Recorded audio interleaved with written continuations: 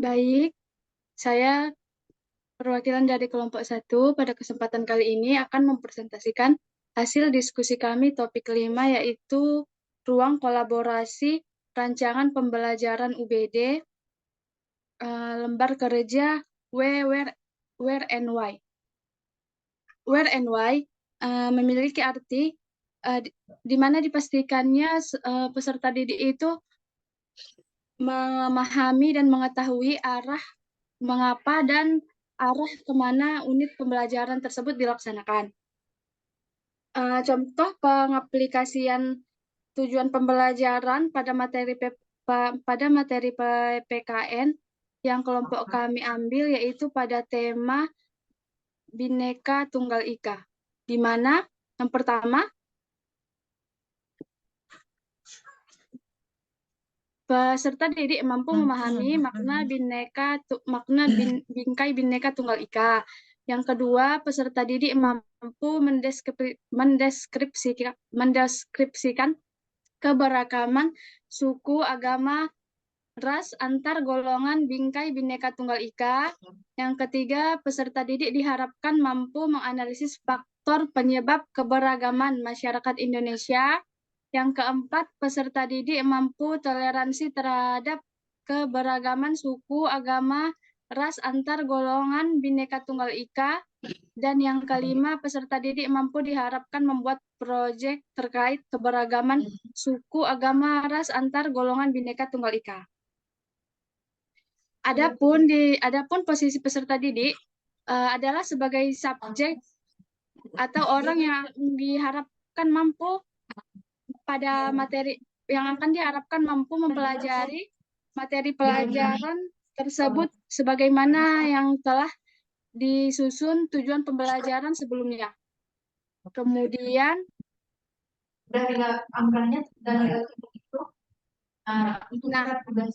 seperti yang telah saya sebutkan sebelumnya, tujuan pembelajaran dibuat agar peserta didik mengetahui dan mampu memenuhi kemampuan yang nantinya akan dikuasai di akhir pembelajaran.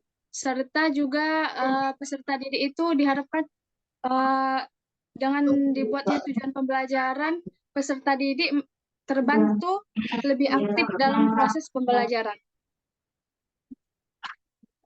Dalam kerangka UBD, kita sebelumnya telah mempelajari 6 unjuk kerja, yaitu di mana mampu menjelaskan, mampu menafsirkan, mampu menerapkan, mampu memiliki perspektif, mempunyai empati dan pengetahuan diri. Dari 6 unjuk kerja tersebut, elemen yang sesuai dengan materi kami yaitu kemampuan mempunyai menafsirkan, pengetahuan diri, dan menerapkan, karena di mana pada akhir pembelajaran peserta didik itu seperti tujuan pembelajaran yang telah disusun sebelumnya, peserta didik mampu memiliki pengetahuan seputar Bhinneka Tunggal Ika dan membuat proyek di akhir pembelajaran. Kemudian apa saja kriteria yang dinilai? Kami menilainya berdasarkan kriteria koheren, di mana penilaian dan evaluasi pembelajaran yang saling berkaitan satu sama lain.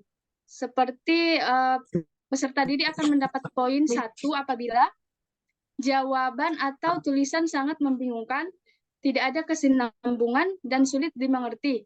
Banyak kesalahan tata dan cara penulisan EYD.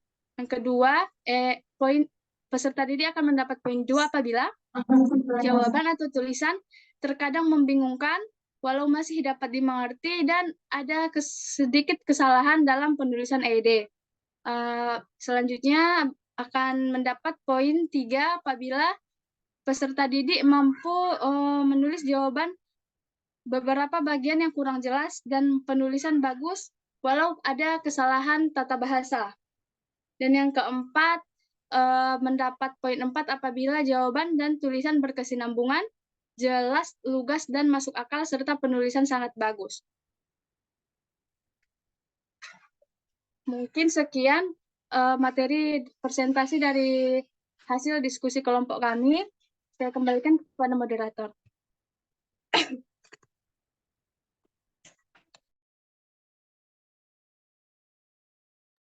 Baik, Assalamualaikum warahmatullahi wabarakatuh. Sebelumnya mohon maaf, saya sebagai moderator lupa menyampaikan untuk kata sambutan awalnya. Di sini telah disampaikan oleh Kak Lubis, Kak Balkis Lubis untuk materi kelompok 2. Selanjutnya ada materi kelompok kelompok mohon maaf kelompok 1 dan selanjutnya ada kelompok 2. Pada kelompok 2 dipersilakan. Baiklah. Sebentar. Kelompok 2.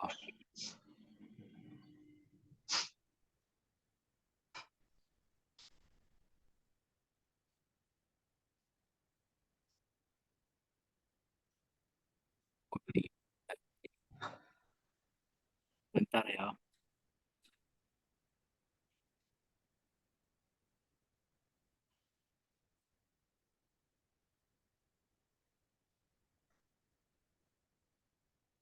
Baik, di sini kelompok 2 terdiri dari Noverdi, Binata, Putriyanti, dan Rehanti. Kepada kelompok 2 yang mewakilkan dipersilakan. Baiklah, terima kasih kepada moderator yang telah mempersilakan untuk presentasi. Nah, kami dari kelompok 2 ingin mempresentasikan tugas kami, yaitu, slide pertama, Do. Yang pertama, cara mengunggah pemikiran untuk melibatkan semua peserta didik dalam ide-ide besar dan melakukan unjuk kinerja. Nah, di sini, untuk mengunggah pemikiran untuk melibatkan semua peserta didik dalam ide-ide besar dan melakukan unjuk kinerja, di sini guru perlu menerapkan strategi pembelajaran yang tepat. Nah, strategi pembelajaran yang tepat akan membuat peserta didik merasa termotivasi dan tertarik untuk belajar. Nah, di sini kami menawarkan beberapa strategi pembelajaran yang dapat diterapkan untuk mengunggah pemikiran peserta didik. Nah, yang pertama itu, mulailah dengan pertanyaan yang menarik. Pertanyaan yang menarik akan membuat peserta didik berpikir dan bertanya. Nah, di sini guru dapat memulai pembelajaran dengan mengajukan pertanyaan yang relevan dengan materi pembelajaran atau pertanyaan yang bersifat terbuka dan menantang. Nah, selanjutnya, guru dapat memberikan konteks yang nyata. Peserta didik lebih akan mudah memahami materi pembelajaran jika materi tersebut dikaitkan dengan konteks yang nyata. Di sini guru dapat memberikan contoh-contoh atau kasus-kasus yang relevan dengan materi pembelajaran. Nah, selanjutnya solusi yang kami tawarkan yaitu berikan kesempatan untuk berdiskusi. Nah, kita ketahui bahwa diskusi adalah salah satu cara yang efektif untuk melibatkan semua peserta didik dalam pembelajaran. Nah, karena melalui diskusi, peserta didik dapat saling bertukar pikiran ataupun ide. Nah, selanjutnya yaitu memberikan umpan balik yang konstruktif. Nah, di sini maksudnya, umpan balik yang konstruktif ini dapat membantu peserta didik untuk meningkatkan pemahaman dan keterampilan mereka. Di sini, kita sebagai guru dapat memberikan umpan balik, baik itu secara lisan ataupun tertulis. Nah, adapun beberapa contoh kegiatan pembelajaran yang mungkin dapat dilakukan untuk melibatkan semua peserta didik dalam ide besar dan melakukan uji kinerja. Yang pertama yaitu melakukan pembuatan proyek. Nah, di sini peserta didik dapat dibagi menjadi kelompok untuk membuat proyek yang berkaitan dengan materi pembelajaran. Nah, proyek ini bisa berkaitan dengan pembuatan produk atau kegiatan lainnya. Nah, selanjutnya itu partisipasi dalam pertunjukan. Di sini peserta didik dapat berpartisipasi dalam pertunjukan yang berkaitan dengan materi pembelajaran. Nah, pertunjukan ini dapat berupa drama, musikal, ataupun kegiatan lainnya. Nah, selanjutnya itu karya tulis. Di sini peserta didik dapat diminta untuk menulis karya tulis yang berkaitan dengan materi pembelajaran. Karya tulis ini berupa esai ataupun artikel. Nah, dalam menerapkan strategi pembelajaran dan kegiatan pembelajaran tersebut, di sini kita sebagai guru perlu memperhatikan karakteristik peserta didik. Di sini guru juga perlu menyesuaikan strategi dan kegiatan pembelajaran dengan karakteristik peserta didik agar pembelajaran lebih efektif dan bermakna. Nah, adapun di sini kami memberikan tips tambahan untuk mengunggah pemikiran peserta didik. Yang pertama yaitu berikan kesempatan kepada peserta didik untuk mengekspresikan diri. Di sini peserta didik memiliki cara yang berbeda-beda dalam belajar. Tentu kita sebagai guru perlu memberikan kesempatan kepada peserta didik untuk mengekspresikan diri sesuai dengan gaya belajar mereka. Selanjutnya itu kita sebagai guru bisa memberikan penghargaan atas pencapaian peserta didik. Nah, penghargaan akan membuat peserta didik merasa termotivasi untuk terus belajar. Nah, di sini guru dapat memberikan penghargaan baik secara lisan ataupun juga memberikan hadiah. Slide selanjutnya, Dok, moderator. Ya, ya.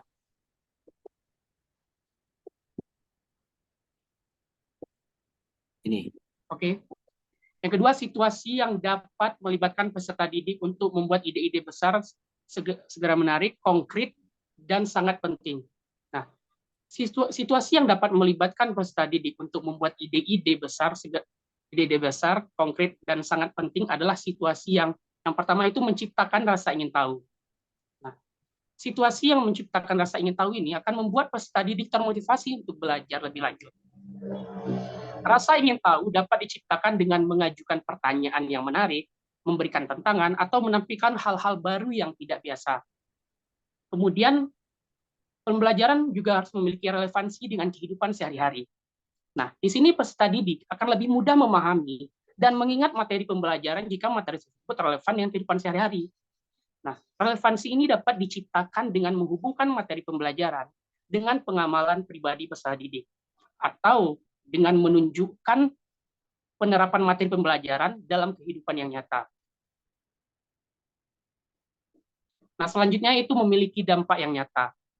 Di sini, peserta didik akan lebih termotivasi untuk belajar jika mereka merasa bahwa materi pembelajaran tersebut memiliki dampak yang nyata bagi mereka. Nah, dampak yang nyata dapat berupa manfaat yang dapat diperoleh peserta didik atau perubahan yang dapat mereka lakukan di dunia. Nah, di sini kelompok kami memberikan beberapa contoh situasi yang dapat melibatkan peserta didik untuk membuat ide-ide besar segera menarik, konkret, dan sangat penting. Yang pertama itu mengamati fenomena alam atau sosial. Nah, misalnya, peserta didik dapat mengamati perubahan iklim, fenomena gerhana atau fenomena sosial seperti kemiskinan atau kesenjangan sosial. Selanjutnya itu mencoba memecahkan masalah. Contohnya, peserta didik dapat diminta untuk memecahkan masalah lingkungan, masalah sosial, ataupun masalah pribadi. Nah, selanjutnya itu membuat produk atau karya seni. Misalnya, peserta didik dapat diminta untuk membuat produk yang dapat membantu memecahkan masalah atau membuat karya seni yang dapat mengekspresikan ide atau perasaan mereka. Nah, dalam menciptakan situasi yang melibatkan peserta didik, guru perlu memperhatikan karakteristik peserta didik. Nah, di sini guru perlu menyesuaikan situasi dengan karakteristik peserta didik agar pembelajaran itu lebih efektif dan bermakna.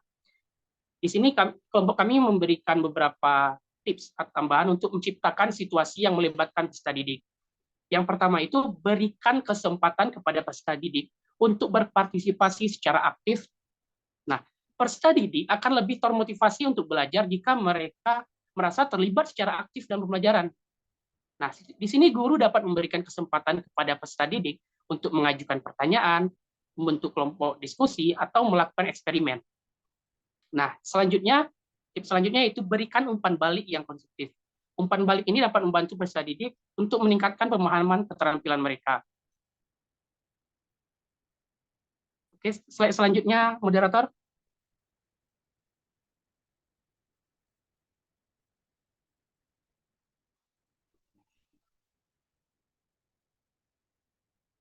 Oke, yang ketiga itu pendekatan penyampaian materi sehingga menghasilkan minat dan keingintahuan terhadap materi. Nah, pendekatan penyampaian materi sehingga menghasilkan minat dan keingintahuan terhadap materi dapat dilakukan dengan berbagai cara. Nah, di sini kelompok kami menawarkan yang pertama itu mulailah dengan pertanyaan yang menarik. Nah, pertanyaan yang menarik akan membuat peserta didik berpikir dan bertanya-tanya. Guru dapat pembelajaran yang mengajukan pertanyaan yang relevan dengan materi pembelajaran. Selanjutnya, berikan konteks yang nyata. Peserta didik lebih mudah memahami materi pembelajaran jika materi tersebut dikaitkan dengan konteks yang nyata. Selanjutnya, ini hampir sama juga dengan sebelumnya, yaitu guru juga dapat memberikan umpan balik yang konstruktif. Selanjutnya, guru dapat memberikan umpan balik secara lisan ataupun tertulis.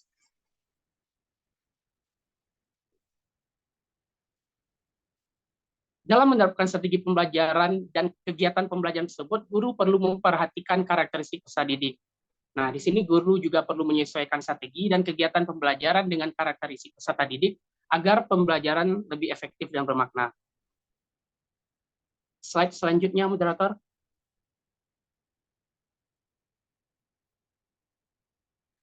Yang keempat, peluang yang bisa menopang minat belajar, terutama ketika keadaan pembelajaran terasa sulit.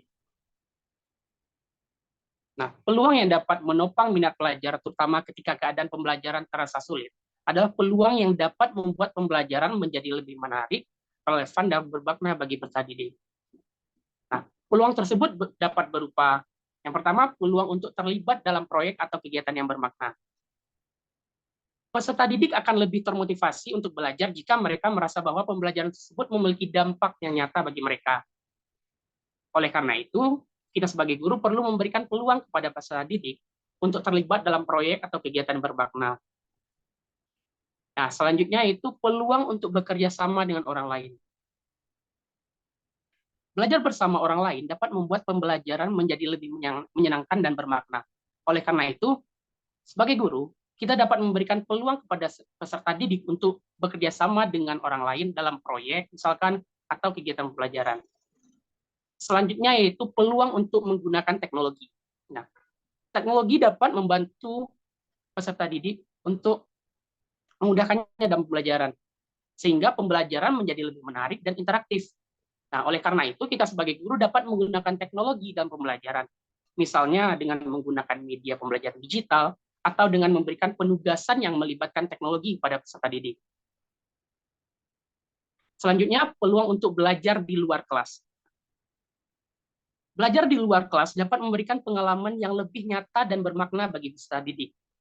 Oleh karena itu, sebagai guru, kita dapat memberikan peluang kepada peserta didik untuk belajar di luar kelas. Misalnya dengan melakukan kunjungan lapangan atau dengan melakukan observasi atau penelitian lapangan. Nah, di sini ada beberapa contoh peluang yang dapat diterapkan dalam pembelajaran yang kelompok kami sajikan. Yang pertama itu, peserta didik dapat diminta untuk membuat produk, misalkan. Nah, produk tersebut dapat membantu untuk memecahkan masalah atau membuat karya seni yang dapat mengekspresikan ide atau perasaan mereka.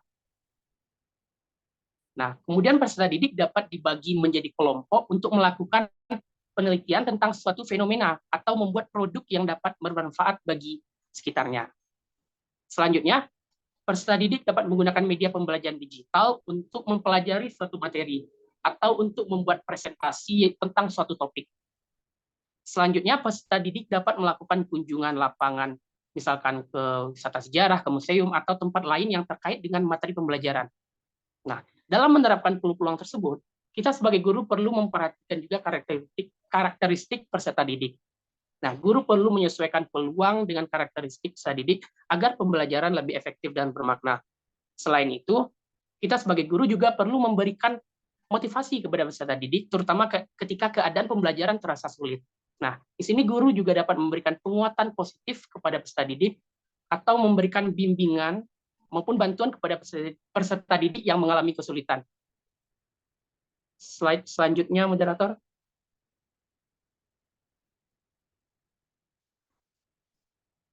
Oke, yang kelima, yaitu hambatan yang menimbulkan kecilnya pengambilan risiko, rendahnya imajinasi, dan kurangnya berani untuk mempertanyakan, dan ketidakmampuan memutuskan.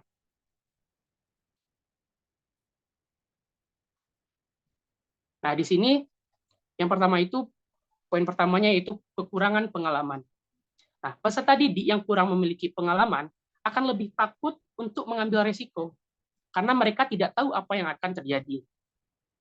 Selanjutnya, kekurangan kepercayaan diri. Nah, peserta didik yang kurang percaya diri akan lebih takut untuk mengambil risiko karena mereka, notabene, mereka itu takut gagal. Nah, selanjutnya, pengaruh orang lain. Peserta didik yang sering mendengar orang lain mengatakan bahwa mereka tidak bisa, mereka akan lebih takut untuk mengambil risiko. Selanjutnya, sistem pendidikan. Sistem pendidikan yang di Indonesia ini yang terlalu menekankan pada kepatuhan dan ketaatan dapat membuat peserta didik takut untuk mengambil risiko dan mempertanyakan. Nah, di sini kelompok kami memberikan beberapa tips untuk mengatasi hambatan-hambatan tersebut. Yang pertama, berikan kesempatan kepada peserta didik untuk mengalami hal-hal baru. Hal ini akan membantu mereka untuk mengembangkan kepercayaan diri dan pengalaman. Yang kedua, dukung dan hargai peserta didik. Hal ini akan membantu mereka untuk membangun kepercayaan diri. Nah, tips yang ketiga yaitu berikan contoh kepada peserta didik. Peserta didik akan lebih termotivasi untuk mengambil resiko jika mereka melihat orang lain melakukan hal tersebut terlebih dahulu. Yang keempat yaitu reformasi sistem pendidikan. Nah, di sini sistem pendidikan perlu diubah agar lebih menekankan kepada kreativitas, inovasi, dan kemandirian. Dengan mengatasi hambatan-hambatan tersebut, mudah-mudahan peserta didik dapat mengembangkan kemampuan mereka untuk mengambil resiko, berimajinasi, mempertanyakan, dan memutuskan. Sekian presentasi dari kelompok 2. Saya kembalikan kepada moderator. Baik, terima kasih pada kelompok 2. Selanjutnya kita akan ke kelompok 3.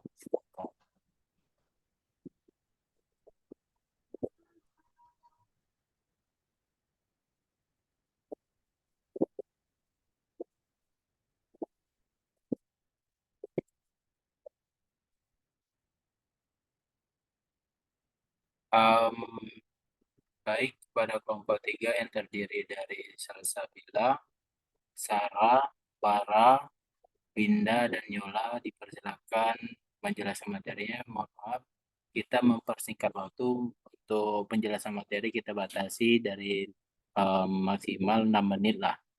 Oke, pada kelompok 3 dipersilakan.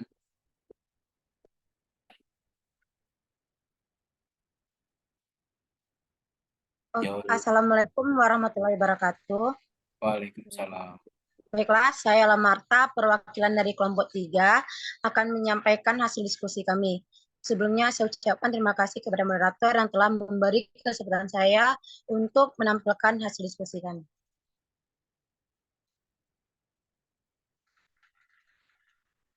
Oke, itu yang pertama adalah model rancangan pembelajaran dalam UBD.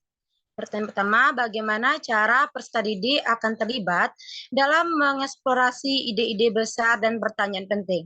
Nah, kegiatan belajar apa untuk menampilkan kemampuan peserta siswa, pekerjaan rumah, dan pengalaman di luar kelas, apa yang diperlukan untuk memungkinkan peserta didik mengembangkan dan memperdalam pemahaman mereka tentang ide-ide penting.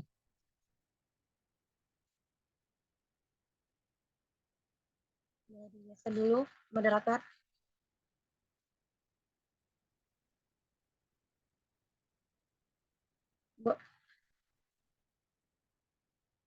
Bagaimana caranya peserta didik akan terlibat dalam mengeksplorasi ide-ide besar dan pertanyaan penting. Yang pertama yaitu mengajak peserta didik untuk terlibat dalam mengeksplorasi ide-ide besar dan pertanyaan penting merupakan langkah penting dalam mengembangkan pemahaman mendalam dan keterampilan peserta didik untuk dapat berpikir kritis. Nah, di sini peserta didik diminta untuk mengeluarkan ide-ide mereka seperti melakukan pertanyaan pemantik kepada peserta didik.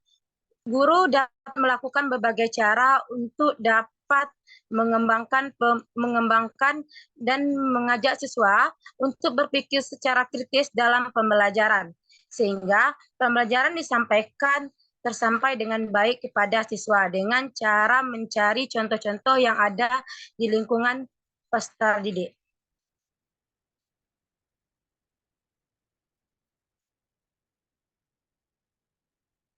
Berikut adalah beberapa strategi yang dapat membantu menciptakan lingkungan pembelajaran yang mendorong eksplorasi ide-ide besar dan pertanyaan penting. Yang pertama, diawali dengan merangsang rasa ingin tahu peserta didik melalui memberikan pertanyaan pemantik kepada peserta didik. Pertanyaannya menarik dan menantang agar bisa membangkitkan keinginan untuk mencari jawaban. Yang kedua, merangsang imajinasi dan memicu pertanyaan melalui cerita, gambar, atau video yang menarik. Yang ketiga, menciptakan lingkungan kelas yang mendukung pertukaran ide dan pemikiran bebas tanpa takut dikritik sehingga mereka merasa nyaman untuk mengeluarkan ide-ide baru. Yang keempat, melakukan diskusi kelompok untuk merangsang pertukaran ide, berikan pertanyaan terbuka yang mendorong peserta didik untuk berpikir secara lebih mendalam dan menyelidiki berbagai sudut pandang. Yang kelima, memanfaatkan teknologi untuk menyajikan informasi tambahan dan sumber daya online yang dapat membantu peserta didik menjawab pertanyaan mereka sendiri. Nah, di sini guru diminta untuk lebih imajinasi dan lebih mengeluarkan ide-ide baru.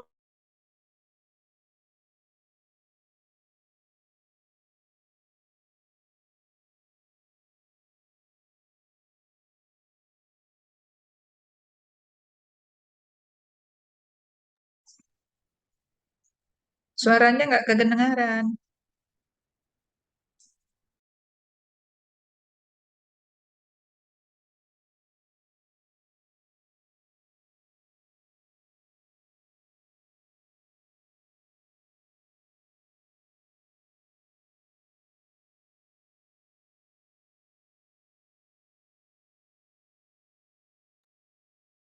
Mungkin untuk pemateri Yola Marta itu kehilangan sinyal, Bu. Untuk kelompok yang lain silakan backup. Di situ ada Salsabella, ada Kak Farah, dipersilakan.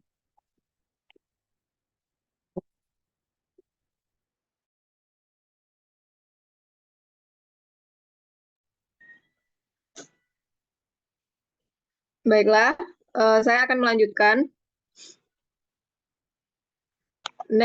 Moderator, slide selanjutnya. Selanjutnya itu kegiatan belajar apa untuk penampilan kemampuan puncak siswa, pekerjaan rumah, dan pengalaman di luar kelas apa yang diperlukan untuk memungkinkan peserta didik mengembangkan dan memperdalam pemahaman mereka tentang ide-ide penting. Yang pertama itu pengalaman di luar kelas. Pengalaman di luar kelas ini bisa dicontohkan yaitu proyek penelitian mendalam. Bisa dicontohkan seperti peserta didik itu memilih topik yang menarik dan relevan dengan materi pembelajaran atau isu-isu global. Selanjutnya, mereka melakukan penelitian mendalam menggunakan sumber termasuk literatur, wawancara, atau eksperimen. Dan terakhir, membuat laporan atau presentasi yang merinci temuan mereka, menganalisis, dan menerapkannya. Manfaat dari kegiatan ini yang pertama itu mengembangkan keterampilan penelitian dan analisis mendalam, yang selanjutnya mendorong kemandirian dan tanggung jawab dalam pembelajaran, dan memungkinkan pengembangan wawasan mendalam tentang ide-ide penting. Selanjutnya yang kedua yaitu diskusi buku. Diskusi buku ini menugaskan peserta didik untuk membaca buku yang berkaitan dengan ide-ide penting atau isu-isu kunci. Selanjutnya, mengorganisir sesi diskusi di kelas untuk membahas tema, konsep, atau pertanyaan yang muncul dari bahan bacaan. Selanjutnya, meminta peserta didik untuk merinci pandangan pribadi mereka dan mengaitkannya dengan bahan bacaan. Manfaat dari kegiatan ini yang pertama yaitu mengembangkan pemahaman mendalam melalui refleksi dan dialog. Kemudian mendorong pemikiran kritis dan analisis literatur. Selanjutnya yang kedua yaitu pekerjaan rumah terkait. Yang pertama itu memberikan tugas untuk membuat proyek kreatif seperti video, seni visual, atau cerita yang menyajikan ide-ide penting. Selanjutnya, proyek ini dapat membantu mereka untuk mengungkapkan pemahaman mereka secara kreatif dan mungkin dapat dibagikan dengan kelas atau komunitas.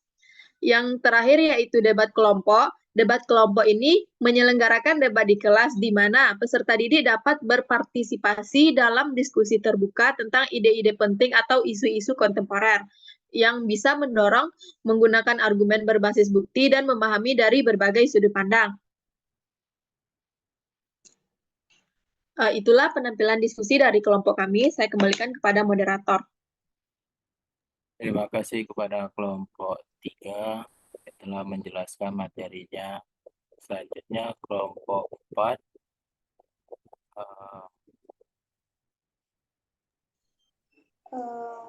Apakah sudah moderator?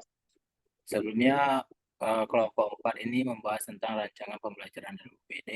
Kelompok 4 terdiri dari saya sendiri, Abdul Malik Caniago, Aminatul Zuria, Apri Rahman, Ayu Lestari, dan Catarini Luban Center. Pada kelompok 4 akan diwakilkan menjelaskan hasil diskusi kami, yaitu ada Catarini Luban Center. Pada saudari Catarini Ini kelompok 5 apa kelompok 4? Kelompok 5 nih. Kelompok 4, Bu. Kelompok 4 topik 5 gitu. Iya, Ya, Oke, silakan. Oke. Terima kasih. Silakan moderator ke slide berikutnya. Pertanyaan langsung. Oke, terima kasih. Kami dari kelompok 4 akan membahas tentang reading, reflect, revise, yaitu reading mengulang, tentang reflect merenung dan merenungkan kembali, kemudian revise itu merevisi. Di mana pertanyaan pertama itu bagaimana peserta didik akan dipandu untuk memikirkan kembali pemahaman mereka tentang ide-ide yang penting. Oleh karena itu kami berpikiran, kelompok kami menyimpulkan bahwa dalam memandu peserta didik untuk memikirkan kembali pemahaman mereka tentang ide-ide yang penting, maka itu perlu adanya pendekatan yang berpusat pada peserta didik, di mana memberikan kesempatan kepada peserta didik untuk merefleksikan pemahaman mereka melalui berbagai kegiatan seperti diskusi, representasi, dan tugas-tugas kinerja otentik. Kami juga memberikan umpan balik yang konstruktif dan membantu peserta didik untuk memperbaiki pemahaman mereka. Kami juga memastikan bahwa materi pembelajaran disajikan dengan cara yang menarik dan relevan dengan kehidupan sehari-hari peserta didik, sehingga mereka dapat lebih mudah memahami dan mengingat ide-ide penting yang telah dipelajari. Dan ide-ide yang penting tersebut dapat dilakukan dengan beberapa langkah, seperti mengakses sumber daya pembelajaran, di mana sumber daya pembelajaran yang relevan dengan topik yang ingin dipelajari seperti buku, artikel, informasi peserta, di mana informasi terhadap peserta didik ini itu dapat diperoleh melalui membaca atau menonton sumber daya tersebut. Kemudian langkah kedua adalah mengidentifikasi ide-ide yang penting, di mana setelah mereka membaca atau menonton sumber daya, peserta didik harus mengidentifikasikan ide-ide yang penting yang muncul dalam benak mereka setelah menonton media atau membaca buku seperti itu. Kemudian mereka berdiskusi, di mana disesuaikan dengan kelas, peserta didik dapat berdiskusi tentang ide-ide penting yang mereka identifikasi. Kemudian berdiskusi dapat membantu mereka mengembangkan pemahaman mereka dan memperoleh wawasan lebih luas tentang topik yang telah dipelajari. Kemudian langkah terakhir adalah menciptakan catatan pribadi, di mana setelah berdiskusi, peserta didik dapat menciptakan catatan pribadi yang mencerminkan ide-ide penting mereka tentang identifikasi dan pemahaman yang mereka peroleh selama diskusi. Kemudian yang terakhir, melakukan latihan berpikir, di mana untuk meningkatkan kemampuan berpikir peserta didik bersama teman kelasnya, maka mereka harus latihan berpikir, di mana ini membantu peserta didik untuk mengembangkan kemampuan mereka untuk mengidentifikasi ide-ide penting dan menghasilkan solusi yang efektif untuk mengatasi permasalahan atau masalah yang dihadapi.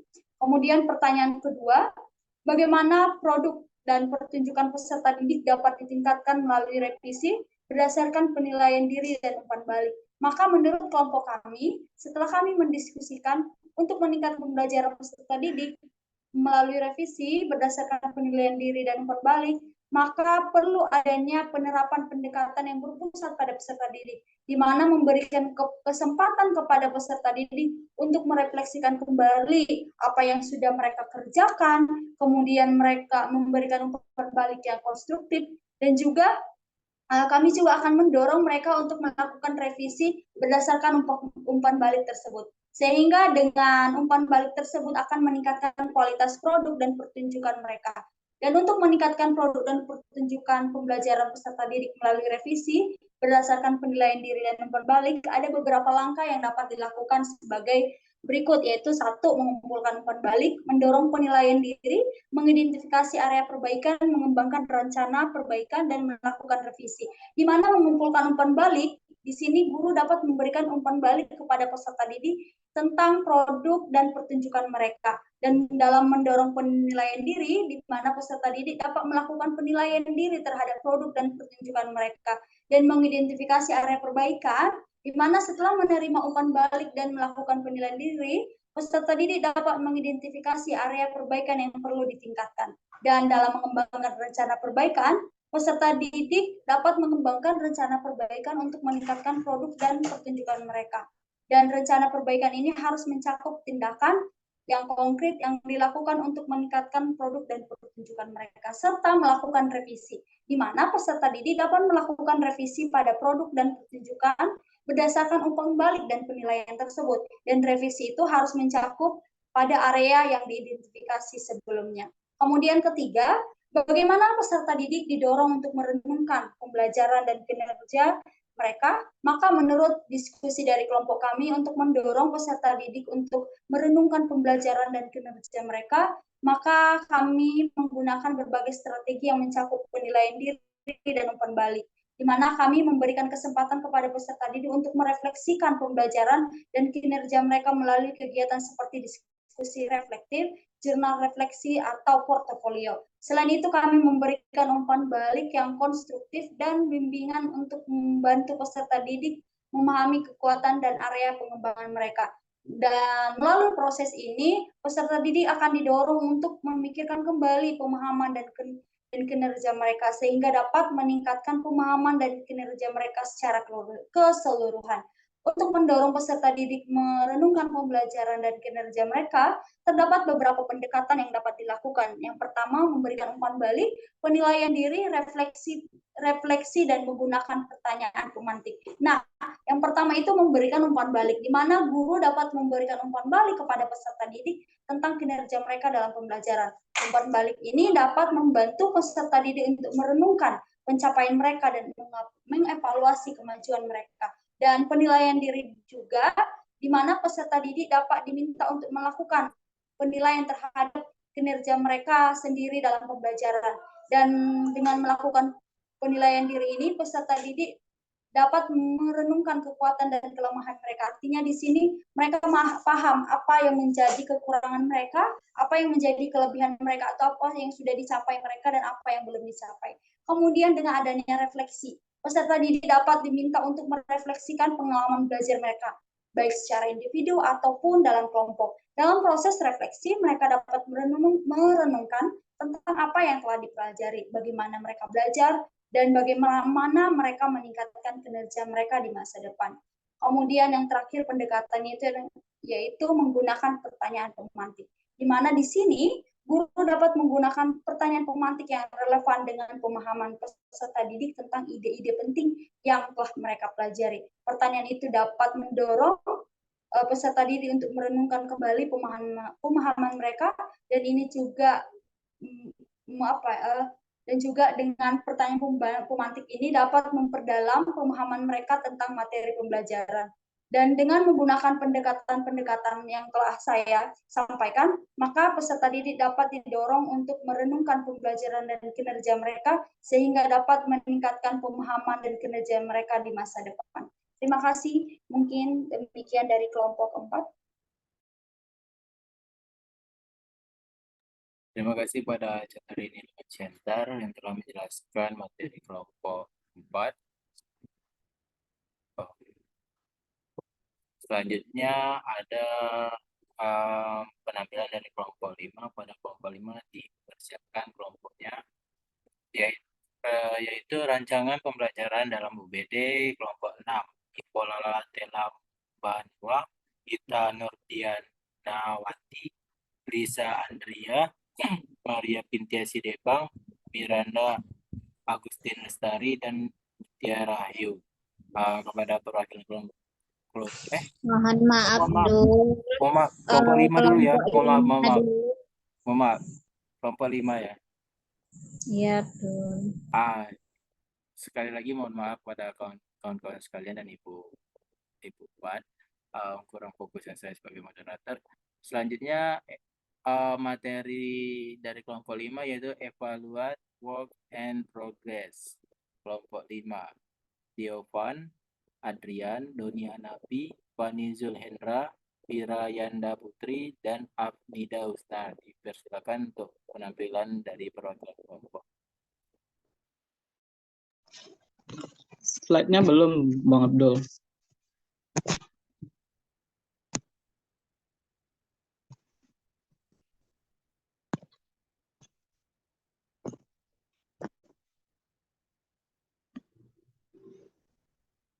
Slide-nya bisa diganti dulu Bang Abdul.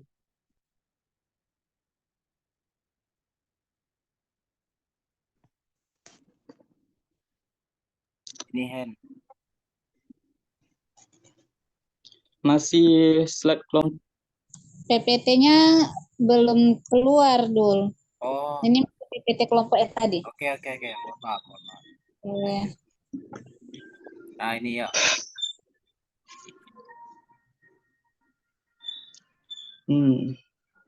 Baik, Assalamualaikum warahmatullahi wabarakatuh. Terima kasih kepada moderator yang telah memberikan kesempatan kepada saya. Perkenalkan, saya Fanizul Hendra dari kelompok 5 akan mempresentasikan hasil dari diskusi kami, yaitu mengenai evaluate work and progress, yaitu proses penilaian dan untuk melihat sejauh mana progres atau kemajuan peserta didik dalam pembelajaran. Nah, sebelumnya saya akan menjelaskan apa sih itu evaluasi dan apa tujuan dari evaluasi itu sendiri.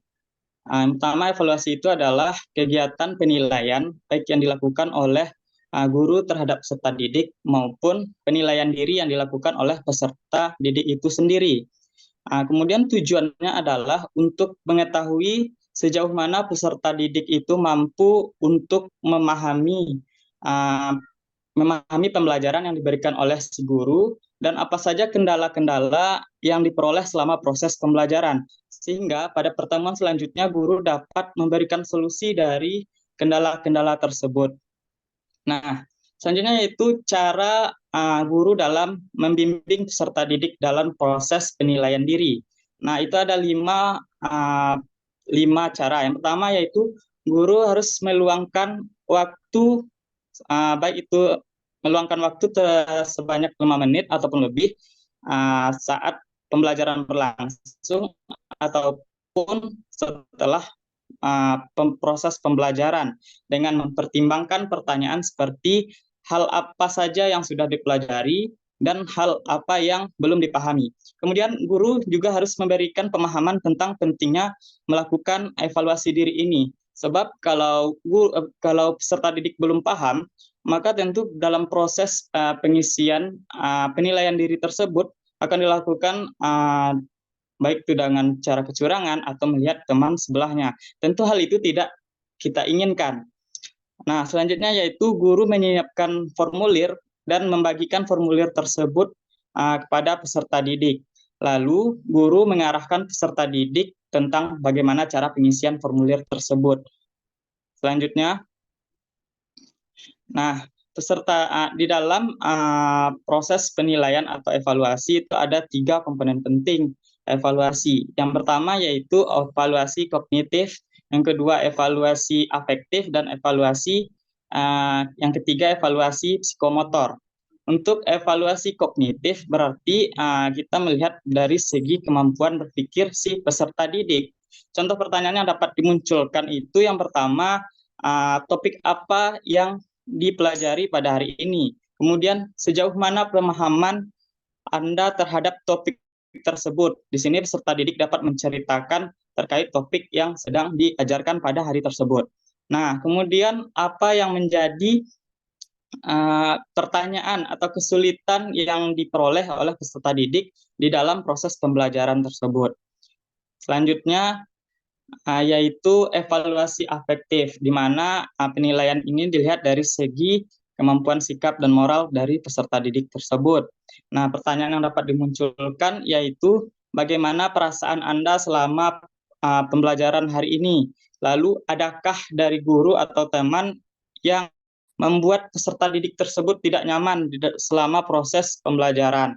Lalu, apa saja yang membuat peserta didik tersebut tidak nyaman? Selanjutnya, yaitu evaluasi psikomotor. Bang Abdul. Evaluasi psikomotor, yaitu penilaian terhadap keterampilan dari peserta didik. Di mana peserta didik balik. Nah, di mana peserta didik pertanyaannya dapat dimunculkan yaitu pada pembelajaran hari ini keterampilan apa yang diperoleh oleh si peserta didik. Apa dari keterampilan itu yang dapat dikuasai, apa yang tidak dapat dikuasai, Kemudian, adakah dari keterampilan tersebut yang dirasa sangat dikuasai dari pembelajaran hari ini? Selanjutnya, Abdul. Selanjutnya yaitu bagaimana peserta didik akan dibantu untuk melihat dari apa yang telah mereka pelajari dan apa yang membutuhkan untuk penyempurnaan lebih lanjut.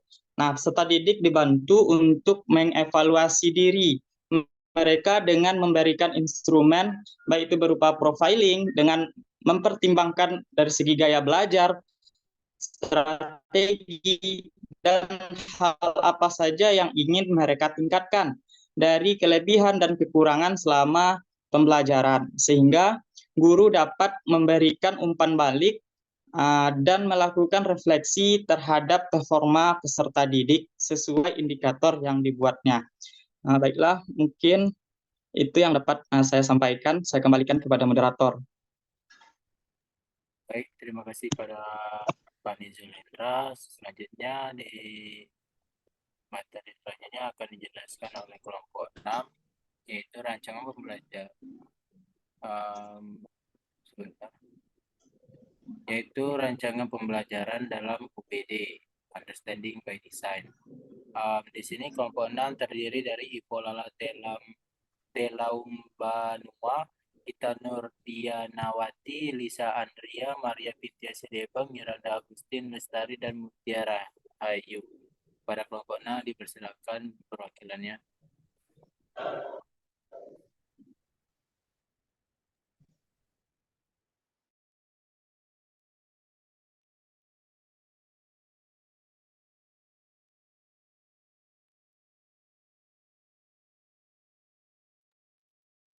Kelompok 6, Ipo Lala, Ita, Lisa, Maria, Miranda, Mutia.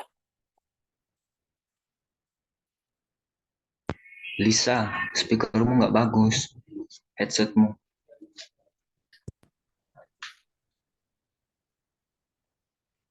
Terima kasih kepada moderator yang telah memberikan kesempatan kepada kelompok kami untuk menyampaikan hasil diskusi kami tentang rancangan pembelajaran dalam UPD. Saya akan mewakili kelompok saya. Nama saya Lisa Andria, langsung saja. Dalam lembar kerja T, yaitu Tailor and Personalize the Work. Sebelumnya saya akan menjelaskan apa itu di bagian T. Tailor and Personalize the Work adalah bagaimana cara menyesuaikan untuk mencerminkan bakat, minat, dan gaya kebutuhan siswa yang berbeda-beda. Dalam bagian ini muncul beberapa pertanyaan, yaitu bagaimana mengakomodasi berbagai kebutuhan perkembangan gaya belajar pengetahuan sebelumnya dan minat peserta didik sambil tetap menjaga arah pada tujuan. Dalam hal ini ada beberapa cara yang dapat dilakukan, yaitu mengenali karakteristik setiap peserta didik, misalnya gaya belajarnya. Hal ini dapat kita lakukan dengan cara mendiagnosis awal, yaitu apakah peserta didik tersebut memiliki gaya belajar visual, audio, atau kinestetik. Lalu menyiapkan dan menyediakan bahan ajar atau kegiatan belajar sesuai gaya belajar peserta didik. Nanti setelah mengetahui gaya belajar peserta didik, seorang guru dapat membuat media-media belajar yang sesuai dengan gaya belajar peserta didik. Lalu melaksanakan kegiatan pembelajaran sesuai dengan gaya belajar peserta didik, melakukan tes kemampuan awal untuk mendapat informasi tentang pengetahuan sebelumnya.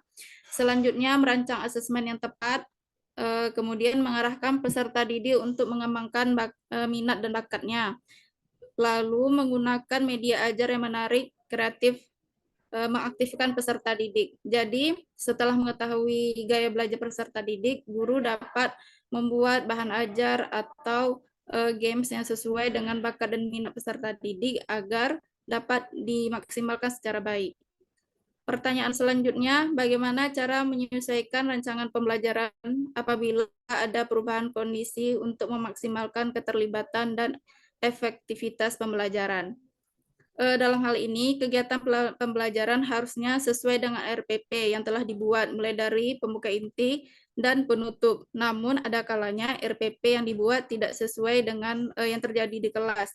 Tetapi ada beberapa hal yang dapat kita lakukan untuk mengantisipasi hal tersebut. Beberapa solusi yang dapat kita lakukan adalah menganalisis hambatan yang terjadi, misalnya sarana dan prasarana yang tidak memadai. Kebetulan di PPL kami, seluruh sarana dan prasarana sudah cukup bagus sehingga kami dapat memaksimalkan barang-barang seperti infokus, komputer yang dapat kami maksimalkan secara baik untuk dalam pembelajaran di kelas. Lalu merancang ulang rencana pembelajaran. Jadi apabila terjadi RPP tersebut tidak sesuai dengan keadaan di kelas, seorang guru dapat merancang kembali RPP yang sesuai dengan di dalam kelas. Melakukan refleksi dan evaluasi terhadap rancangan pembelajaran sebelumnya, lalu melakukan revisi terhadap rancangan pembelajaran. Seperti yang sudah saya jelaskan sebelumnya, seharusnya pembelajaran di kelas sesuai dengan yang ada di dalam RPP. Apabila tidak sesuai, dapat dilakukan merancang kembali RPP yang telah dibuat agar sesuai dengan keadaan yang terjadi di dalam kelas. Begitu. Selanjutnya, saya kembalikan kepada moderator. Terima kasih. Baik, mohon maaf sebelumnya. Saya Miranda Amseng Lestari, perwakilan dari kelompok 6 juga akan melanjutkan presentasi yang dilakukan oleh Saudari Lisa Andria. Nah, di sini saya akan membahas mengenai lembar kerja O, yaitu Organize for Optimal Effectiveness. Nah, seperti yang kita ketahui bahwa Organize for Optimal Effectiveness ini merupakan di mana guru itu perancang perlu mengorganisir atau membuat sebuah rancangan dengan optimal setiap alur pembelajaran agar pembelajaran yang dilakukan tersebut dapat berjalan dengan efektif. Guru perlu mengatur rancangan pembelajaran menjadi sebuah urutan yang tepat agar peserta didik dapat memahami pembelajaran yang dilakukan tersebut secara mendalam. Nah, di sini saya akan membahas mengenai 3 pokok bahasan. Yang pertama, pengalaman belajar apa yang paling baik sehingga dapat mengembangkan dan memperdalam pemahaman peserta didik. Yang kedua, bagaimana meminimalkan kemungkinan kesalahpahaman. Dan yang ketiga, yaitu bagaimana mengatur dan mengurutkan pembelajaran dan pembelajaran untuk memaksimalkan keterlibatan dan efektivitas. Next. Yang pertama, yaitu yang kita bahas mengenai pengalaman belajar apa yang paling baik sehingga dapat mengembangkan dan memperdalam pemahaman peserta didik. Nah, pengalaman belajar merupakan kegiatan yang dilakukan oleh peserta didik untuk memperoleh informasi atau kompetensi baru sesuai dengan tujuan pembelajaran yang telah ditetapkan. Nah, pengalaman belajar yang baik tentu dapat membantu peserta didik untuk terlibat secara aktif dalam setiap proses pembelajaran, sehingga mereka dapat memahami materi pembelajaran dengan baik. Berikut adalah beberapa cara untuk mengembangkan pengalaman belajar peserta didik. Yang pertama yaitu membuat pembelajaran yang bermakna. Pembelajaran yang bermakna itu merupakan pembelajaran di mana peserta didik itu dapat mengaitkan ilmu pengetahuan yang mereka punya dalam kehidupan sehari-hari mereka. Dengan kata lain, ilmu pengetahuan yang mereka dapat tersebut dapat berguna di kehidupan mereka. Nah, tentunya pada saat PL kami juga sudah berusaha untuk menerapkan pembelajaran yang bermakna, seperti materi pembelajaran yang kami ajarkan itu sesuai dengan tujuan pembelajaran yang sudah dibuat dan sesuai dengan kebutuhan serta minat peserta didik. Nah, peserta didik akan lebih termotivasi untuk belajar jika mereka merasa bahwa materi pembelajaran tersebut penting dan bermanfaat bagi mereka. Bagaimana caranya? Nah, caranya kami anggota PL itu menyampaikan manfaat-manfaat apa atau tujuan pembelajaran apa yang harus dicapai oleh peserta didik. Nah, sehingga nanti untuk hasilnya nanti dapat memberikan pengalaman atau pembelajaran yang bermakna. Yang kedua yaitu libatkan peserta didik secara aktif dalam pembelajaran. Nah, pada saat PL kami juga sudah menerapkan bagaimana agar peserta didik ini dapat terlibat secara aktif dalam pelajaran.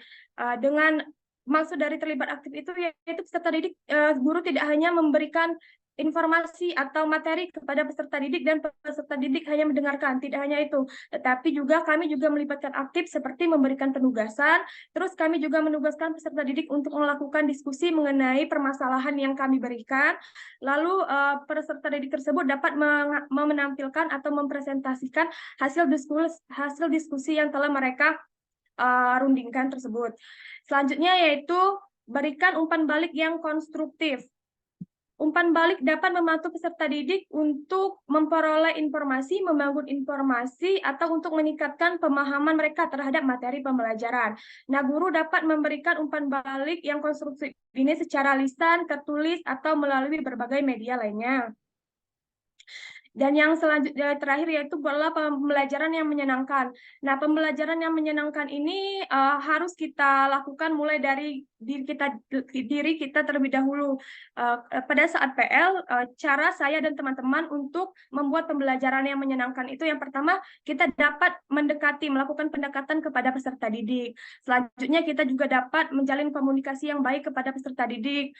Dan selanjutnya itu kemudian kita dapat memberikan sedikit sentuhan seperti ice breaking atau games untuk meningkatkan semangat belajar peserta didik, sehingga apabila pembelajaran yang menyenangkan sudah tercipta, maka peserta didik dengan mudah untuk mengikuti pembelajaran atau untuk memahami pembelajaran yang kita berikan. Selanjutnya yaitu bagaimana meminimalkan kemungkinan kesalahpahaman. Nah, yang pertama yaitu jalinlah komunikasi yang terbuka, saling berbagi informasi dan ide antara dua atau lebih pihak dengan cara yang terbuka dan jujur. Nah, seperti yang saya sampaikan tadi, hendaknya kita dan murid itu menjalin interaksi atau komunikasi. Seperti guru bisa memenuhi kebutuhan peserta didik itu dengan cara berkomunikasi atau mengetahui setiap kebutuhan mereka. Dan kita juga bisa mendengarkan keluh kesah atau kesulitan peserta didik dalam mengikuti pembelajaran. Nah, dengan begitu, maka dapat menciptakan atau menimbulkan jalinan komunikasi yang saling terbuka di antara peserta didik dan guru. Selanjutnya yaitu sampaikan informasi dengan jelas. Nah, kita dapat menyampaikan informasi atau pengetahuan dengan jelas, dengan runtut dan lugas sehingga dapat dipahami oleh peserta didik dan tidak menimbulkan penafsiran yang ganda. Yang selanjutnya yaitu gunakan bahasa yang mudah dipahami. Nah, seperti yang kita ketahui, seperti yang di kelas saya juga, terdapat 30 siswa, di mana 30 siswa itu memiliki kemampuan yang berbeda-beda. Ada berkemampuan yang tinggi, sedang, dan rendah. Nah, kita tidak bisa menyamaratakan kemampuan peserta didik tersebut, sehingga alangkah lebih baiknya jika kita menyampaikan informasi atau materi itu menggunakan bahasa yang mudah dipahami oleh peserta didik. Nah, yang ketiga yaitu yang keempat, mohon maaf, beri umpan balik secara teratur. Nah, dengan memberi umpan balik secara teratur ini, kita dapat mengetahui misalnya materi apa yang belum dimengerti atau informasi apa yang belum dimengerti, sehingga untuk kedepannya bisa dijadikan sebagai bahan evaluasi atau refleksi. Next.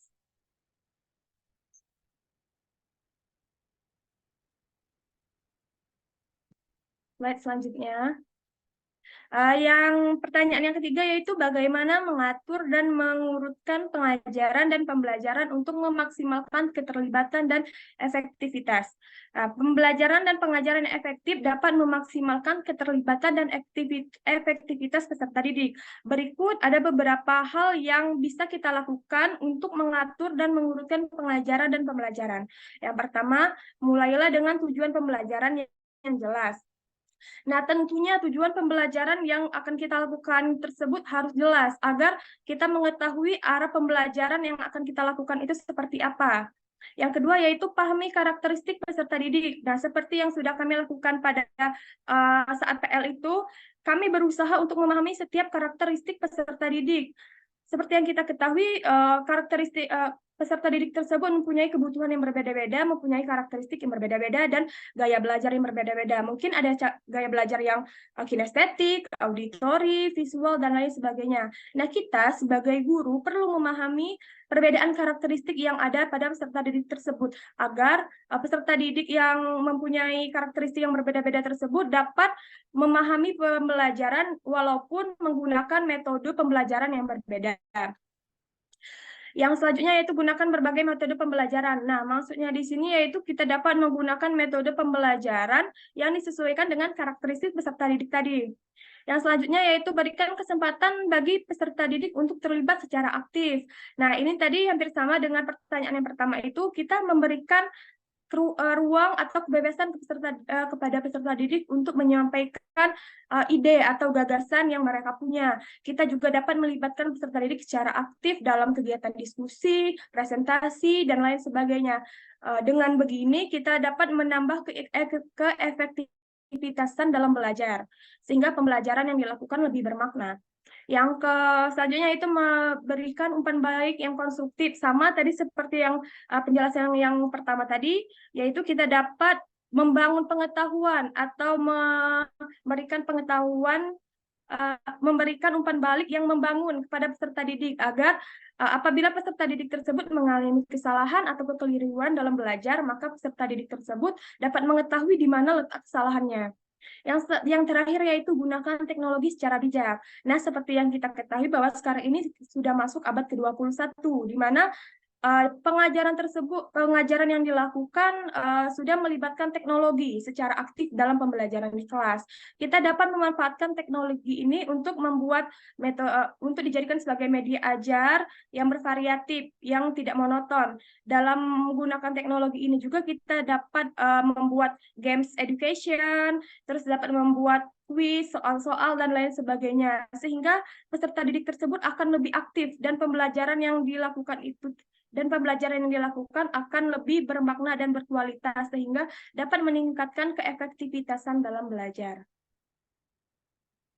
Nah, sekian penjelasan dari saya. Selanjutnya saya kembalikan kepada moderator. Terima kasih. Baik, terima kasih pada kelompok yang telah tampil, yaitu kelompok 1, 2, 3, 4, 5, dan 6. Selanjutnya, mungkin ada tanya jawab apabila dari teman-teman yang menyimak pemateri yang dari kelompok 1, 2, 3, 4, dan 5, serta 6, dipersilakan satu pertanyaan dulu. Izin bertanya, moderator. Baik, sebelumnya Noverdi, para notulen dipersilakan tulis pertanyaan dari Noverdi. Notulen tadi kita sepakati siapa tadi Noverdi? Ketua? Sekretaris Aminatul. Sekretaris Aminatul. Silakan menuliskan notulen dari pertanyaan-pertanyaan kelompok pada di sini. Pada Noverdi dipersilakan. Baiklah, terima kasih kepada moderator. Nah, di sini saya ingin bertanya. Tadi ada kelompok 6, Kak Miranda itu menjelaskan tentang berbagai macam metode pembelajaran, karakteristik peserta didik seperti kinestetik dan lain sebagainya. Nah, sekarang kan pada saat PPG ini, hal yang paling ditekankan itu sering kita dengar istilah berdiferensiasi. Nah, pembelajaran berdiferensiasi. Nah, di sini saya ingin bertanya kepada mungkin teman-teman semua ataukah pernah melaksanakan proses pembelajaran berdiferensiasi, karena saya juga di sini masih belum paham betul mengenai bagaimana cara pelaksanaan yang efektif di sekolah gitu. Nah, mungkin di sini moderator kayak pertanyaan terbuka saja kepada teman-teman yang mungkin sudah pernah melaksanakan dan menerapkan dan bagaimana hasilnya. Terima kasih. Terima kasih pada saudara Noverdi, pertanyaan yang bagus, yaitu apakah kalian apakah teman-teman sekalian pada masa PPL di sekolah masing-masing telah melaksanakan pembelajaran berdiferensiasi di sekolah? Ini pertanyaan terbuka, bukan untuk pertanyaan kelompok 6 saja.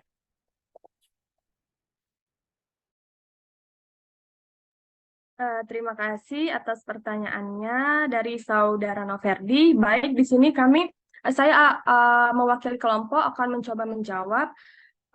Untuk di tempat PPL saya, di kelas saya, kami belum menerapkan pembelajaran yang berdiferensiasi, tetapi kami sedang berusaha menuju proses menerapkan pembelajaran berdiferensiasi tersebut. Di mana kan kalau pembelajaran berdiferensiasi ini kita tidak bisa menyamakan setiap kemampuan peserta didik itu kan, kita juga tidak bisa melakukan penyamaan di antara peserta didik tersebut. Ada peserta didik yang tadi saya katakan, ada yang auditori, ada yang kinestetik, ada yang visual. Nah, dengan dengan pembelajaran berdiferensiasi tadi, kita bisa memberikan tugas yang berbeda-beda. Misal pada peserta didik yang visual, kita bisa memberikan soal seperti menyusun puzzle atau mengamati sebuah gambar lalu menyimpulkan. Terus juga pada peserta didik yang kinestetik, kita juga dapat melibatkan peserta didik tersebut secara aktif dengan dengan metode pembelajaran role play atau bermain peran. Nah, dengan begitu kan peserta didik tersebut dapat melakukan pembelajaran sesuai dengan karakteristiknya. Akan tetapi kalau di tempat PPL yang kami lakukan itu belum menerapkan pembelajaran berdiferensiasi. Mungkin itu penjelasan mengenai PPL yang kami lakukan di sekolah kami. Mungkin di antara teman-teman sekalian sudah ada yang menerapkan pembelajaran berdiferensiasi tersebut. Boleh menambahkan. Terima kasih pada Miranda. Ini kan kita ada beberapa tempat PPL, yaitu di SMP Pembangunan, SMP 3, SMP 8, SMP 25, serta SMP 7. Mungkin ada beberapa pengalaman dari teman-teman sekalian, bisa diceritakan bagaimana sih pembelajaran berdiferensiasi di sekolah yang kalian PPL, tempat kalian PPL. Mungkin di sini yang SMP paling dekat dulu ya. Pembangunan, SMP Pembangunan. Baik, terima kasih kepada moderator mengenai pertanyaan Saudara Ferdi. Apakah kami pernah menerapkan pembelajaran yang berdiferensiasi? Kalau kami di sekolah SMP PL, kami juga seperti sekolah di SMP Miranda, SMP berapa ya? Berusaha menerapkan. Tapi kalau untuk konten berdiferensiasi secara konten seperti itu kan, seperti yang disampaikan Bapak pada pada mata kuliah asesmen.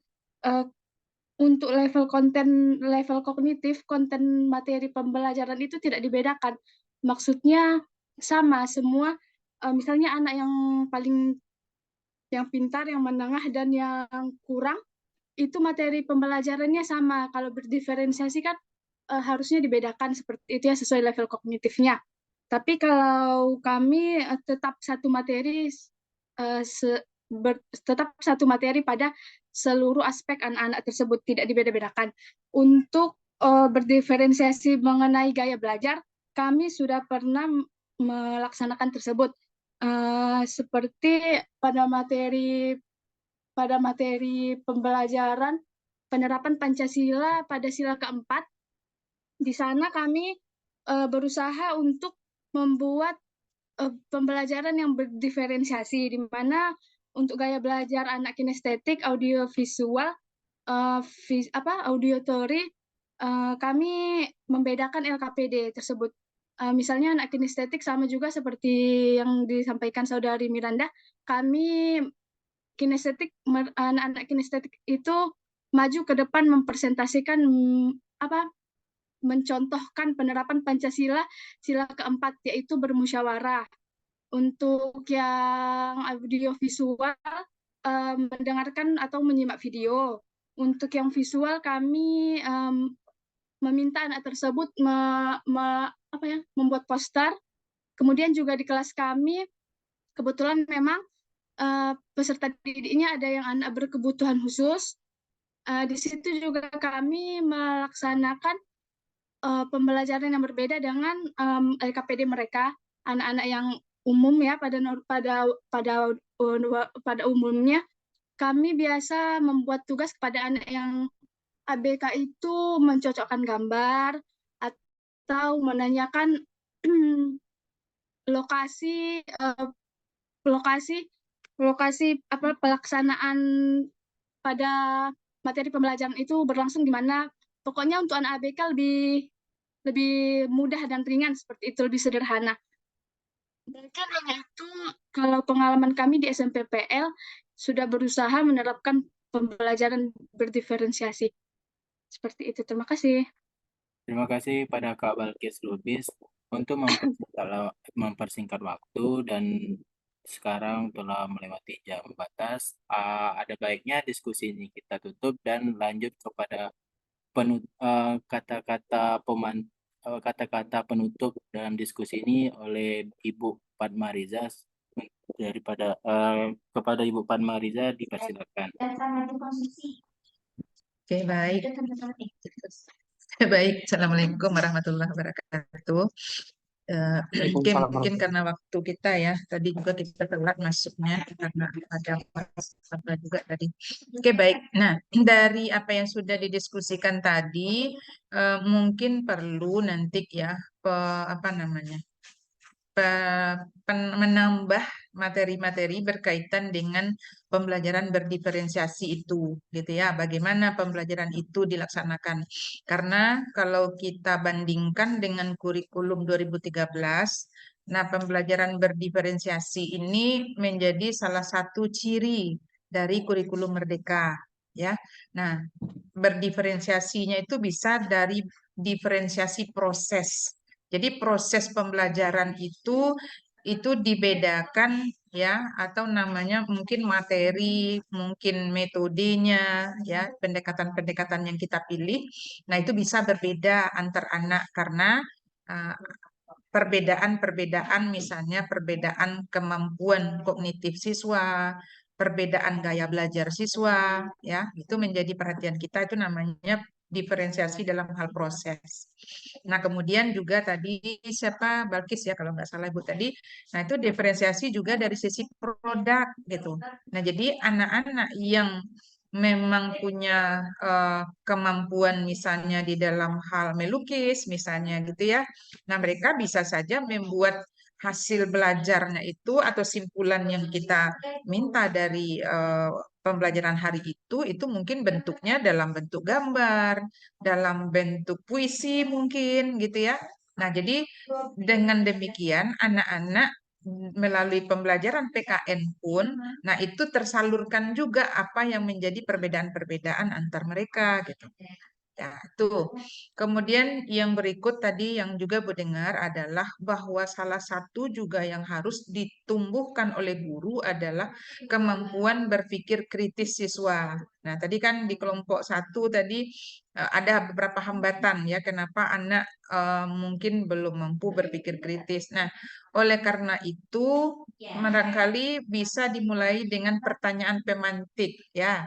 Pertanyaan pemantik itu harusnya pertanyaan-pertanyaan yang membuat mereka tuh berpikir secara kritis. Nah, kunci dari pertanyaan berpikir kritis itu harus kita mulai dari kata-kata mengapa, ya.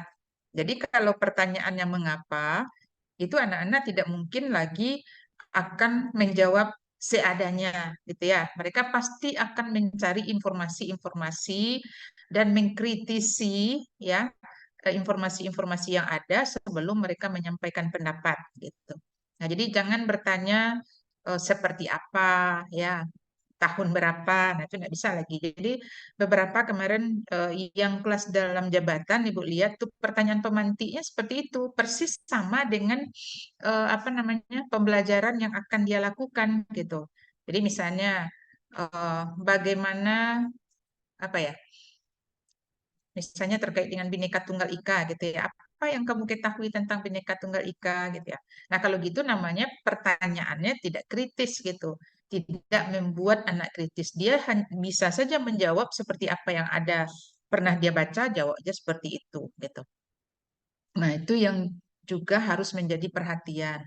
Kemudian untuk anak bisa berpikir kritis, mereka bisa punya kepercayaan diri untuk menyampaikan sesuatu, maka guru juga harus menyiapkan proses pembelajaran yang memungkinkan siswa kita itu belajar berkomunikasi. Nah, komunikasi itu kan juga salah satu dari keterampilan abad 21 yang harus juga ditumbuhkan oleh guru ya, selain dari berpikir kritis gitu. Nah, kalau tadi dikatakan anak-anak itu tidak mampu menyampaikan pendapat karena dia percaya dirinya kurang. Nah, kalau kita lihat lagi ke belakang, orang-orang sulit menyampaikan pendapat itu karena apa? Salah satunya juga karena tidak menguasai materi gitu. Nah, jadi penguasaan materi itu penting gitu.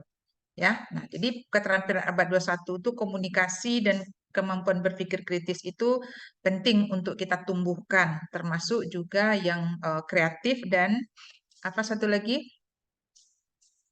Kolaborasi ya. Nah, melalui kegiatan-kegiatan pembelajaran berkelompok, nah, ada tadi juga yang sudah menyampaikan bagaimana pembelajaran di luar kelas gitu. Nah, itu akan sangat memungkinkan perbedaan-perbedaan antar siswa itu bisa terakomodasi dengan baik gitu. Ya, jadi praktek-praktek seperti itu kalau kita lihat ya perbedaan dengan kurikulum Merdeka itu dengan kurikulum 13. Nah, itu perbedaan yang apa namanya, di mana guru itu mengakomodir ya perbedaan-perbedaan siswa. Kalau mungkin selama ini kita membelajarkan siswa itu dengan satu model, nah dengan kurikulum Merdeka itu bisa dengan beberapa model. Tetapi perbedaan itu harus didapat melalui tes ya. Nah, kan tes itu dilakukan oleh guru BK kalau tidak salah ya di sekolah Anda PL. Nah, jadi data siswa kita itu sudah kita peroleh dari guru BK. Nah, kemudian juga yang tidak kalah penting guru harus pahami adalah selain perbedaan-perbedaan yang tadi, juga perbedaan karakteristik latar sosial budaya siswa. Itu juga harus menjadi perhatian guru. Jadi perbedaan itu tidak sekedar dari perbedaan tadi ya, perbedaan kemampuan kognitif, perbedaan apa lagi tadi? Perbedaan gaya belajar. Nah, tetapi juga perbedaan latar sosial budaya. Karena berbeda latar sosial budaya itu juga akan berpengaruh terhadap perilaku belajar siswa. Jadi guru harus kenal betul dengan siswa yang dimana dia belajar di kelas itu. Nah, mungkin hal-hal seperti itu ya. Jadi nanti di dalam merumuskan kurikulum, merumuskan modul ajar, nah itu perlu pertimbangan-pertimbangan seperti itu. Nah, sehingga apa? Sehingga modul ajar itu tidak akan mungkin itu persis sama dengan sekolah sebelah, gitu ya. Bahkan bisa jadi mungkin antar kelas itu bisa berbeda kurikulum atau RPP namanya atau modul ajar namanya sekarang ya. Nah, itu yang harus juga menjadi perhatian guru. Kemudian tadi di dalam merumuskan tujuan pembelajaran itu secara teoritis harus ada 4 aspek yang terkandung di dalam tujuan pembelajaran. Yang A, B, C, D itu, kalau salah di awal dulu pernah Ibu sampaikan ya. Nah, tadi Ibu lihat tujuan pembelajarannya belum tuh. Belum lengkap 4 itu. Yang ada baru tadi apa? Audiens, ya, dan kemampuannya baru yang ada. Siswa mampu apa? Menganalisis apa? Menganalisis misalnya apa? Konflik yang ada di dalam masyarakat itu secara tepat harus seperti itu. Ya, jadi ABCD itu harus ada di dalam setiap rumusan pembelajaran. Nah, kemudian kata-kata memahami itu tidak boleh lagi di dalam tujuan. Kenapa? Karena tidak bisa diukur. Nah, itu adanya di dalam CP ya mungkin tuh, tapi dalam tujuan nggak bisa lagi karena tidak operasional. Nah, tujuan itu harus mengandung kata-kata operasional. Jadi kalau sedang bikin kurikulum, bikin RPP, Anda harus di depan Anda itu juga harus ada tabel KKO. Ya, KKO itu tujuan pembelajaran, KKO-nya tidak boleh lebih rendah dari KKO yang ada di capaian pembelajaran. Itu minimal ya, minimal yang ada di CP itu apa misalnya siswa memahami ya kalau di CP. Maka di dalam tujuan pembelajaran, nah coba cari memahami itu levelnya C berapa. Dan tidak boleh di bawah itu nanti tujuan pembelajaran kita. Ya, harus di atas itu. Apalagi sekarang yang dituntut itu adalah pembelajaran dengan berpikir tingkat tinggi. Itu harus sudah C456. Ya, jadi tidak ada lagi tuh menyebutkan, menuliskan gitu ya. Jadi lihat CP, kemudian cari kata kerja operasional yang selevel dengan itu atau di atas itu. Kalau Anda mengajar di sekolah-sekolah yang grade-nya sudah lebih tinggi, itu boleh loncat dari CP yang ada, itu loncat 1 tingkat, ya bahkan 2 tingkat pun boleh. Ya, kalau kan Anda sudah tahu nih kalau di kelas ini bisa seperti ini. Jadi makanya pembelajaran yang hot itu bisa terlaksana dengan baik. Nah, disitulah nanti perbedaan antar siswa itu dan perbedaan antar sekolah. Jadi yang paling menentukan sebenarnya adalah persiapan yang dibuat oleh guru. Ya, makanya understanding by design itu tuh di situ. Ya, jadi pemahaman itu betul-betul didesain dengan baik oleh guru. Itu ya. Mungkin itu saja sedikit ulasan dari Ibu. Mudah-mudahan minggu depan hari Rabu, kita pagi ya kalau hari Rabu ya. Iya, Ibu. Mudah-mudahan tidak ada halangan ya. Kita bisa bersama atau kalau enggak nanti kita ganti luring ya. Mungkin bagusnya memang kita luring supaya apa ya, agak lebih komunikasinya bisa lebih jelas gitu ya. Nah, kalau daring ini kadang-kadang apa banyak halangannya nih. Oke, mungkin itu saja ya karena udah 3:30. Kita akhiri pertemuan kita hari ini dan silahkan dilanjutkan pekerjaan sesuai apa yang ada di LMS sehingga nanti di akhir Anda tidak terburu-buru ya. Oke, mungkin itu saja dari Ibu Abdul Malik. Boleh ditutup. Assalamualaikum warahmatullahi wabarakatuh. Baik. Waalaikumsalam warahmatullahi wabarakatuh. Terima kasih kepada teman-teman yang telah Terima kasih, Bu.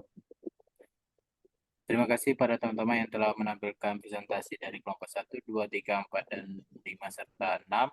Di sini ada pertanyaan yang dari Noverdi tadi, bagaimana penerapan pembelajaran yang berdiferensiasi di sekolah masing-masing PPL Anda, dan telah dijawab oleh Kak Bilkis serta Miranda tadi.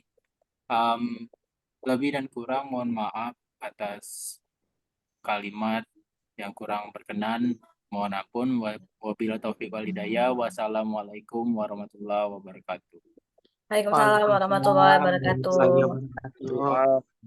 Terima kasih moderator Abdul Malik Caniago. Thank you, Dul. Alah. Nah, berhentikan recordnya tuh. Hah? Berhentikan lagunya, rekamannya. Oke. Bisa. Kita ke pasar raya. Ke pasar raya atau ke pasar Steba?